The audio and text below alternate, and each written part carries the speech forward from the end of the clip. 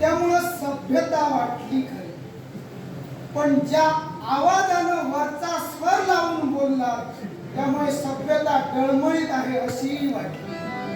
तेव्हा देवराज इंद्राला बोलवलं असतं तर नक्कीच स्वागतासाठी आला असता. जन्मतः माणसाचा जो स्वर असतो हा स्वर त्याच्या हातात नसतो. हा स्वर जन्मतः त्याच्या कंठनाळीतून जन्माला येत असतो, तिथून तो स्फोट पावत असतो. मुळातच आमचा आवाज मोठा आणि म्हणून मोठ्या आवाजात तुम्हाला हाक मारली, पण आवाजात तरी मोठ्या हाक मारली तरी तुमची आदरणीयता पत्र वाढवूनच बोललो. म्हणूनच म्हटलं सभ्यता डळमळीत वाटली, कारण तुमचा जर जन्मताच आवाज तसा मोठा असेल तर तसाच ठेवा, अजिबात खाली करू नका. मी माझ्या स्वरानं तुमच्याशी हितगुज करीन, तुम्ही तुमच्या स्वरात हितगुज करा, पण पहिल्यांदा ओळखी नंतर तुमचं स्वागत. देवराज गण समाजाचा पुत्र वाचस्नवी यांचा पौत्र त्रिपुरासी माझ्या देहाला सौम्य बैस, स्वागत. हे बैस, स्वागत. बैस, कसं म्हणताय बैस. देवराज आम्ही बसावं असं तुम्हाला आता वाटत मी असेल. अहो पहिल्यांदा म्हटलं आणि आता एकेरीवर आलो. बैस, ये. आम्हालाही बसण्यात फार मोठी धन्यता वाटते, कारण अशी सिंहासनं आम्ही केव्हा पाहिली नाही.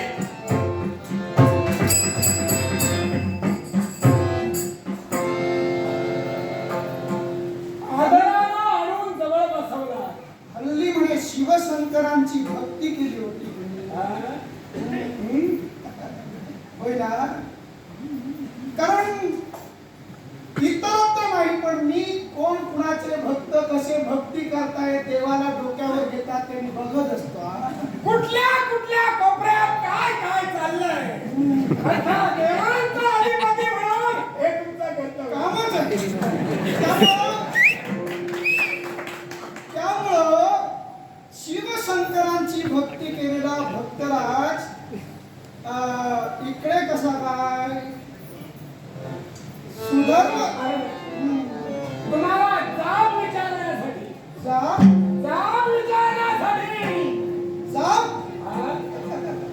काय रे बाबा, काय आम्ही अनहित केलं, काय तुझा घोडा मारला आणि म्हणूनच या सुरेशाला जाब विचारण्यासाठी ऐकूया. माझी आजी मुकुंदा या मुकुंदा समवेत राजा रुक्मांगदाच्या रूपात जाऊन त्या मुकुंदाशी तुम्ही व्यभिचार केला आणि हा जाब विचारण्यासाठी माझ्या पित्यानं तुमच्यापर्यंत मला पाठवलंय.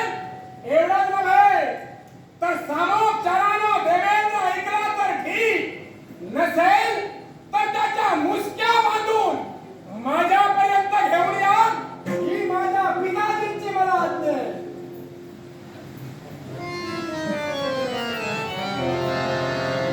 थोडक्यात आरोप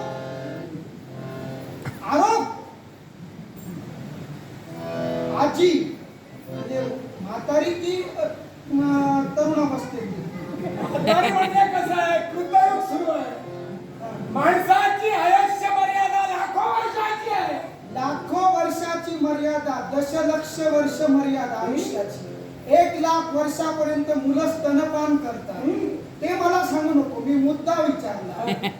आजी म्हटलीस म्हणून ज्या पौत्रानं आजीच्या बाबतीत व्यभिचार केला असा धडधडीत आरोप सुरेशावर केला. अरे म्हणजे ती म्हातारी होती की तरुणी होती असं तुम्हाला म्हणायचं? जाऊ दे, मी काय विचारतो. काय म्हातारी देवराज, ती जर म्हातारी होती असं जर तुम्ही म्हणत असाल तर तिच्या मनात कामवासना काही उत्पन्न होणारच नाही. ती तरुण होती म्हणूनच तुम्ही तिथे गेला. स्त्री जाती हस्तिनी, चित्रिणी, पद्मिनी मुग्ध आणि प्रगल्भा.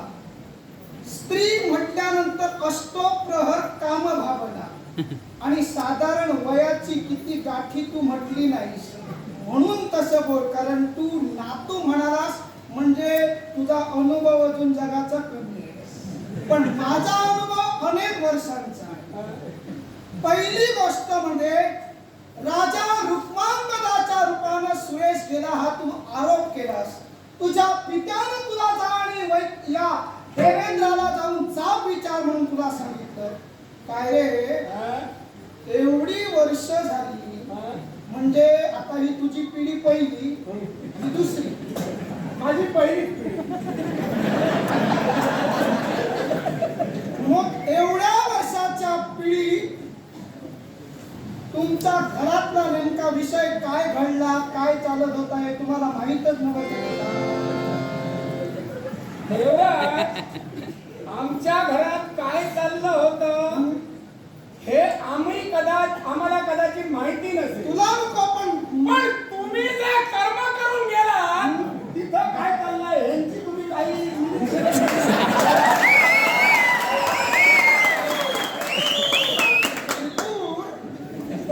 राजा रुक्मांगदाच्या रूपानं इंद्र गेला म्हणालास.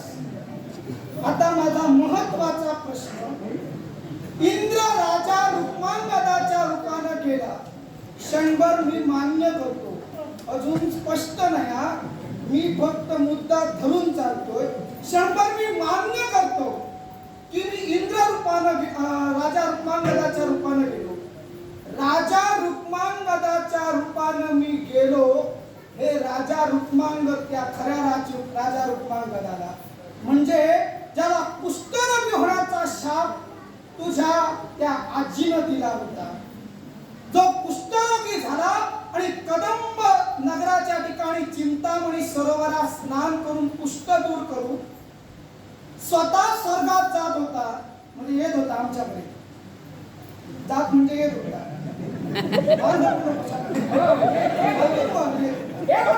तुम्ही जिथं आहात तिथं स्वर्गात येत होता तेव्हा तो काही काळ थांबला. आई बाबांचा मोक्ष झाल्याशिवाय मी स्वर्गात जाऊ शकत नाही म्हणाला. आणि अखेर आई बाबांची प्रतिमा केली आणि त्या सरोवरात स्नान करून आई बाबांसकट तो स्वर्गलोकी आला. त्या राजा रुक्मांगदालाही तिथं घडलेली गोष्ट माहित नाही. मुकुंदा देवी ज्या आजीचं नाव सांगितलं तिला सुद्धा ज्ञात नाही की इंद्र आपल्याकडे आला होता. कारण ती तर राजा रुक्मांगदच म्हणत असेल म्हणजे मी जर गेलो असेल तर. मग राजा रुक्मांगदाच्या रूपानं इंद्र आला होता हे बाबा तुम्हाला कसं काय कळलं? तुम्ही मुद्दे चांगले उपस्थित करता पण मुद्दे उपस्थित करताना तुमचे हुद्दे तुम्ही विसरता. आम्हाला कसं कळलं देवराज माझा पिता एक महान गणेश भक्त आहे आणि त्या गणपतीची भक्ती करून माझ्या पित्यानं मला जन्माला घातलं. तुम्ही म्हणालात की मुकुंदेला काही कळलं नाही. आता भूतकाळ काय भविष्यकाळ काय आणि वर्तमान काय नेमका समोर तिचा कोण आला त्या स्त्रीच्या लक्षात त्यावेळी आलेलं नाही. कारण तिची त्यावेळी कामभावना भडकलेली होती. हे मी मान्यच करतो. कारण अडचण आहे ती अडचण आहे. तिथं खोटं बोलण्याचा काही संबंध येत नाही. पण देवराज मला तुम्ही सांगा हो देव त्या भूलोकी जन्माला आलेला तो राजकर्ता हा महाविष्णूचा अंश म्हणून गणला जातो. मग मला सांगा एका राजकर्त्याच्या रूपात तुम्ही तिथं गेला म्हणजे तुमच्याकडून हा महाविष्णूचा झालेला अपमान असं तुम्हाला नाही वाटत? माझा प्रश्न अर्धवट राहिला. तुम्हाला कसं कळलं तर तू म्हणतोयस की तुझी पितृदेवता ज्ञानी आहे. बरोबर पितृदेवता ज्ञानी आहे.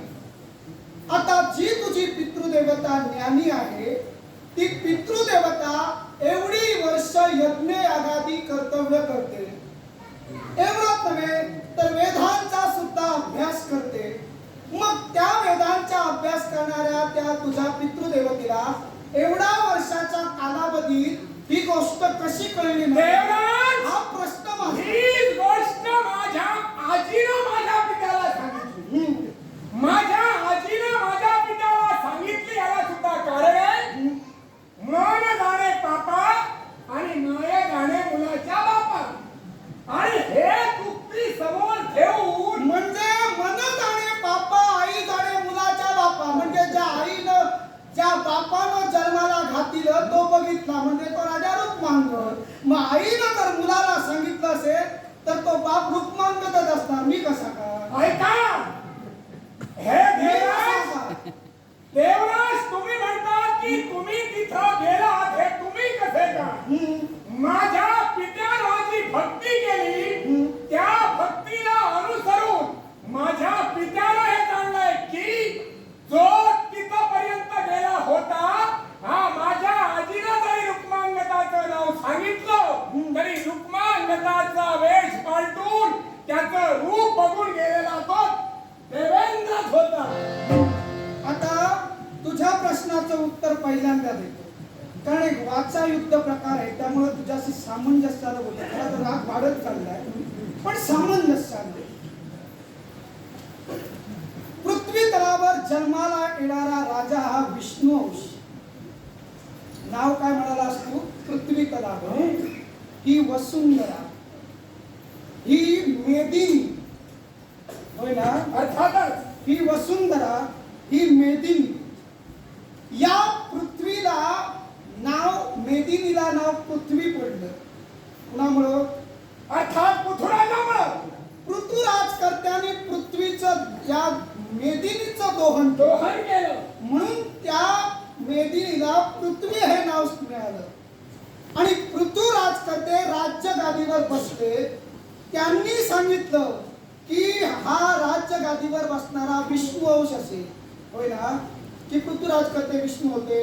पृथ्वीराजकर्ते विष्णू नव्हते, पण भूतलावर जन्माला आलेला या कृत युगातील असलेली अजनाब नगरी आणि या अजनाब नगरीत वास्तव्य करणारा राजकर्ता हा देवाचा नवस असतो. त्रिपुर पृथ्वीराजकर्ते हे विष्णुवंशज होते.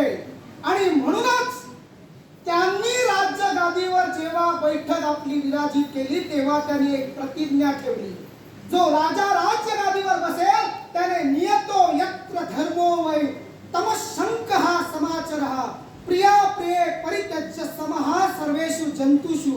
अर्थात जो राज्य गादीवर अधिष्ठित राजा होईल तो खऱ्या अर्थानं माझ्या अंशानं विष्णुवंश असेल असं तेव्हापासून सांगितलं. आता त्यानंतर अनेक राजे झाले, कारण हा कृतयुगाचा कितवा चरण सुरू आहे. अर्थात अनेक राजकर्ते घटना घडवून गेले. मग तेव्हा सुद्धा राजकर्त्यांनी आपलं लांछनास्पद कृत्य केलं नाही का? पण या राजकर्त्यांना जरी लांछनास्पद कृत्य केलं असेल, माझा त्याच्याशी काही संबंध नाही. पण राजकर्त्याच्या रूपात तुम्ही तिथं गेलात, माझा बोट फक्त तुमच्यावर आहे, दुसऱ्यावर नव्हे. माझा संबंध येतोय कारण ज्या व्यभिचारपणानं एका राजाकडे तुझ्या आजीनं आधी आसक्त होणं हे ब्रह्मचर्य तत्वाला योग्य आहे का? माझ्या काय आहे? सुरुवात कुठून झाली ते मूळ पकडूया म्हणजे पुढचं सांगते. तुझी आजी आधी त्या आजीचा ठेका घेऊन आलाय ना.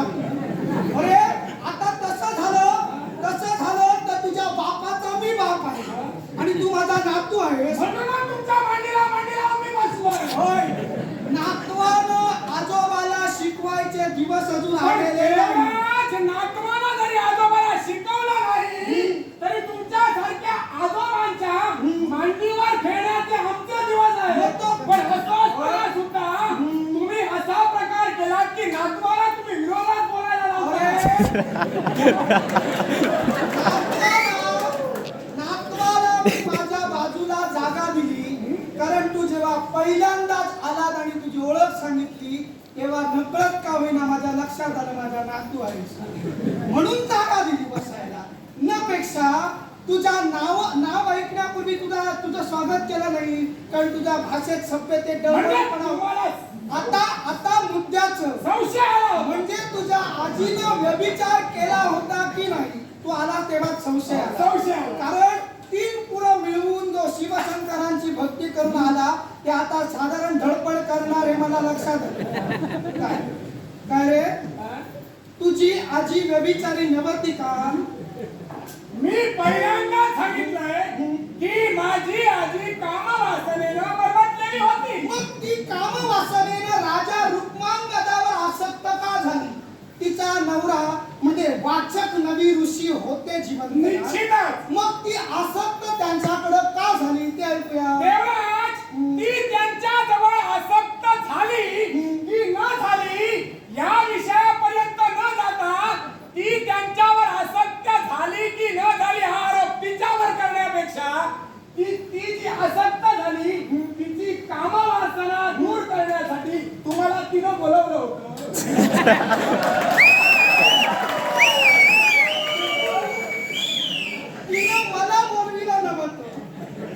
तिनं मला बोलविलं नव्हतं म्हणून मी माझ्या रूपात गेलो नाही राजा रुक्मांगदाच्या रूपात कारण तिला जो हवा होता तो मी दिला मी स्वतः उठलो मी राजा रुक्मांगदाच्या रूपाने गेलो प्रश्न का विचारला की तू काय म्हणालास की तुझी आजी व्यभिचारी होती मान्य केलीस पण तिच्या मनात वासना नवरा असताना काय हवा हा माझा प्रश्न आहे साधारण एक बालमनानं कारण भरपूर बोलतोय जन्माला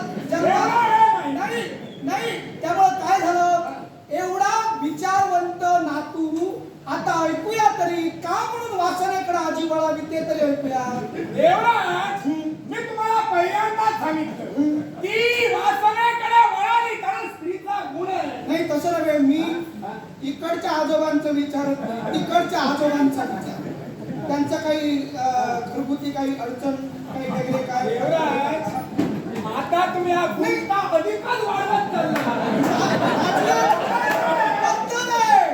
गुंता जेवढा जास्त तेवढा मी कुणाचं तरी वाक्य ऐकलं हलक्या हातानं सोडवायचा गाठी तुझ्या आम्ही काही बोललो नाही तुझ्या त्या आम्ही काही वाक्य बोललो नाही मी काय म्हणालो तुला कुठं विचारलं तुझं वाक्य म्हणून अरे तू आजच भेटीला आला तुझं वाक्य कसं असेल ऐकलंय मी बऱ्याच जणांचं हलक्या गाठीचं तेव्हा आता त्या हलक्या गाठीचं वाक्य इथं वापरूया तुझ्या आजोबात सुद्धा काही दोष होता का म्हणून ती तिथं आसक्त झाली कदाचित दोष असेल नाहीतर नसेल हे त्याचं कर्म पाहिजे तुला मध्ये धुडगूस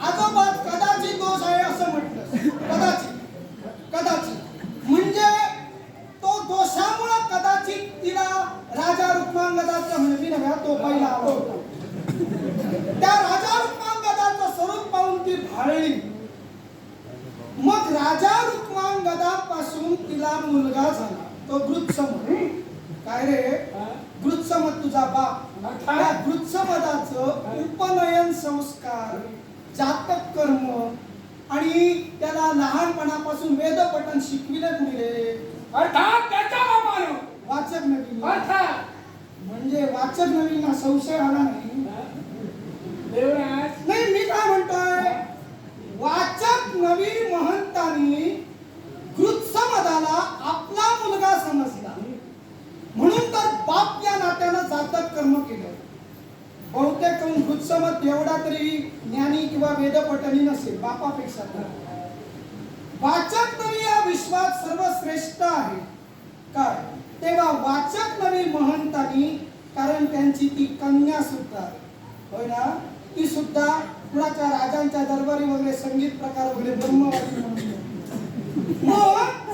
मग वाचक नवी जर एवढे विद्वान वेदवक्ते विचारवंत आहे जर आपल्या पत्नीशी समागम झाला नाही असं असताना पत्नीला मुलगा झाला याबाबत त्यांच्या घरात कधी काही विचारणा झाली नाही की आता तुम्ही नातू आणि मुलगा ठेका घेऊन ओरडता म्हणून विचार बरोबर आहे. मुलगा आणि नातू जाब विचारायला आला. अरे ज्याचं जळतं त्याला कळतं. त्यांचा बाबतीत घडलं ते त्याने कधी उपस्थित केलं नाही. तुम्ही ठेका घेऊन भांडायला आला म्हणून विचारतोय. वास्तविक हा जाब मुकुंदा देवींना वाचक नवीनी विचारायला हवा होता. मग जातक करून कसं केलं? घरातल्या सगळ्याच गोष्टी काही आजोबांनी ठेका घेतला नाही, आपणच कराव्या. बाबा रे, काही गोष्टी बापानं कराव्यात, बापानं जे जमलं नाही ते नातवानं करावं. बाजू मान बाजू मारू नकोस. इकडून तिकडून फिरून हलका गाठीला सोडूया. ऐक, वाचक नवी महंतांनी का म्हणून आपल्या पत्नीवर संशय घेतला नाही? एक लक्षात ठेवा, पती पत्नीचं नातं हे पवित्र असतं.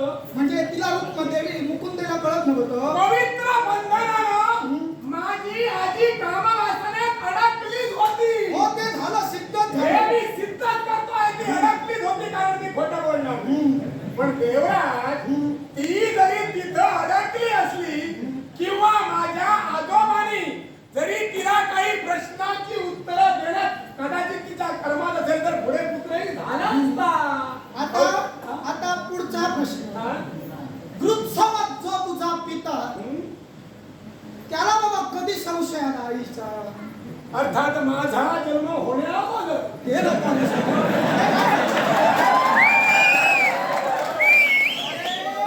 तू माझा नातू आहेस, मी तुझा नातू नव्हे. तू आहेस. तू नातवासारखं मला समजू नको. हे झालं नाही तो जन्मी जन्माला आलो तेव्हा. अरे त्याच्या अगोदर साधारण बापाला सांगितलं असेल की हा प्रकार कधी घडला हे सांगितलं असेल. अर्थात नेमका प्रश्न उपस्थित म्हणजे मुकुंदा देवींच्या चारित्र्यावर संशय घेण्याचा प्रश्न उपस्थित कधी झाला? आजोबा तुम्ही रागावू नका, कारण तुम्ही आजोबा म्हणून मला प्रश्न विचारतात आणि मी नातू म्हणून तुम्हाला उत्तर देतोय. मग एवढा आजोबाला रागावणं म्हणतो काय? आजोबाला नातू प्रश्न विचारतो, जाब विचारत नाही. तुम्ही मला मी आता आजोबा आज जर आजोबानं नातवाला जाब विचारायला दिले की मृत्यू लोकातल्या सवयीप्रमाणे उद्या जाब उचलून घालायला मोकळे होते. समजलं? तेव्हा मी काय म्हणालो की तुझ्या पित्याला समजलं तरी कधी ऐकूया. देवराज, माझ्या पित्यानं गणपतीची भक्ती केली आणि हे तो करत असताना ज्यावेळी धर्मचर्चा सुरू असणाऱ्या एका बैठकीत जाऊन तो माझा बाप बसला, त्यावेळी सर्वांनी त्याला हिणवलं की तू ऋषी कुलीन नव्हे, तू ऋषीपुत्र नव्हेस, तू कुणाचं तरी वेगळ्याचं कर्म आहेस, म्हणून तू हा जात जाऊन आपल्या आईला विचार. त्यावेळी माझ्या पित्याला ही गोष्ट कळली. मगाशी म्हणालो मी जाग्यावर बसून सगळे कोण कसे काय करतात ते बघत असतो सध्या. ज्या बैठकीत अर्थात मगध देशाचे राजे मगध राजे यांच्या घरी श्राद्ध होतं, त्या श्राद्धाला सर्व ब्राह्मणांची विद्वान ब्राह्मणांची चर्चा बरोबर होता. चर्चा सुरू झाली म्हणालास तेव्हा अत्री ऋषींनी अत्री महंतांनी बोट ठेवलं. तेव्हा अत्री महंतांनी काय सांगितलं होतं ते कोपऱ्यात तिकडच्या स्वर्गाच्या हे सगळे 21 स्वर्ग ज्योती ते महास्वर्ग ते मधले सगळे काय त्या स्वर्गाच्या कोपऱ्यात मेरूच्या कड्यांवर राहून ऐकत होतो. तेव्हा अत्री मुनींनी सांगितलं तू ब्राह्मणांच्या पंक्तीत बसण्यास लायक नव्हेस, तू आहेस तो एक क्षत्रिय कर्मानुसार जन्माला आलेला. मग अत्री ऋषींनी क्षत्रियाकडे बोट दाखवलं. इंद्र तर क्षत्रिय नाही. देवराज, तुम्ही म्हणतात इंद्र क्षत्रिय नाही, पण माझी आजी मुकुंदा हिनं जे डोळ्यासमोर चित्र पाहिलं तेच तिनं त्याच्या मनात रुजविलं आणि त्याच्यामुळे त्यांच्या मनोचक्षुत असा संशय निर्माण झाला नव्हे, तर त्याच्या मनानं अशी गाठ बांधली की हा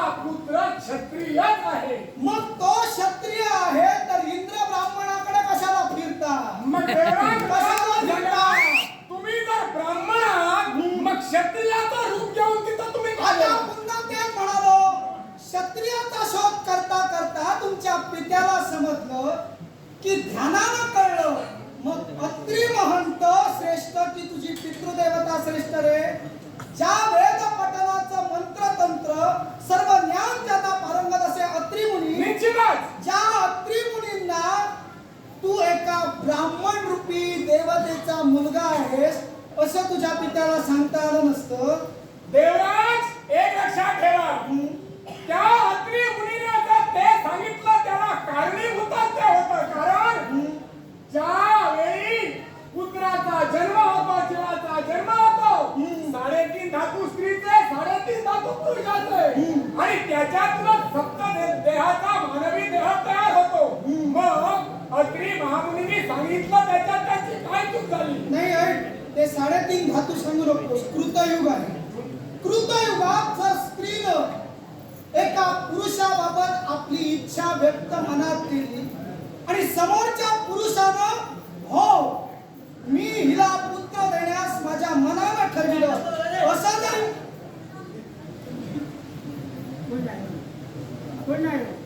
काय विषय? कोणती व्यक्ती पुढे या. एवढा जर ताकद असत तर मला बोलावून दाखवा स्टेजवर. एकही शब्दाचा पप्पू नांदोसकरांचा आणि आमचा कुठलीही चर्चा जाऊ नाही, कुठलाही एकही बोलणार नाही. फक्त कोर्टात रवलेला उभ्या रवल्यानंतर जे वकील दोन भांडतात त्या एका सुंदर स्वच्छ संवादात जो विषय सुरू आहे. कोणाक एवढा ज्ञान असा? आम्ही तर पामर असो, या विश्वाचा अथांग ज्ञान. अक्षरशः अशी एक व्यक्ती आहे जी 85 वर्षाची व्यक्ती आहे, जी का फोन लावून जर विचारला असा अमुक पानावर अमुक व्यक्तीचं नाव सांगा पुराणातल्या, तर ती पान नंबरा सहित सगळे वेदांची पुराणात सांगता अशी व्यक्ती या विश्वात असताना कोण तुला ज्ञानवंत एवढी व्यक्ती? हे पुढे आणि दाखव, 2 शब्द बोलून दाखव स्टेजवर. बोल रे तू. त्रिकोण संपला विषय. वाचक नवी ऋषी महंतांनी तिच्यावर संशय घेतला नाही. अत्री मुनींनी हे विषय खोडून सांगितला नाही. कारण अत्री महामुनींची कन्या म्हणजे अपाला, स्वतःची पितृदेवता. अत्री मुनी यांना डोक्यावर केस नव्हते. शिवाय अपालेला अंगाला त्वचारोग झाला होता आणि तो त्वचारोग झाला म्हणून तिने या इंद्राची भक्ती केली. सोमरसाचा वल्लीमाला प्राशन करायला दिला आणि त्याच अपालेनं ऋग्वेदात सूक्त लिहिलंय. ते सूक्त आहे वशसूक्त. त्या सूक्ताप्रमाणे तिनं इंद्रदेवाला मला म्हटलं की इंद्राणीचा पती असून सुद्धा इतरत्र स्त्रियांची मनोकामना त्यांची शारीरिक इच्छा पूर्ण करण्यासाठी भगवंता तू तत्पर आहेस, तर तू सुद्धा तुझ्या सामर्थ्यानं माझं मनोधैर्य सुद्धा वाढव असं अपाला म्हणाले होते. आणि म्हणूनच या विश्वा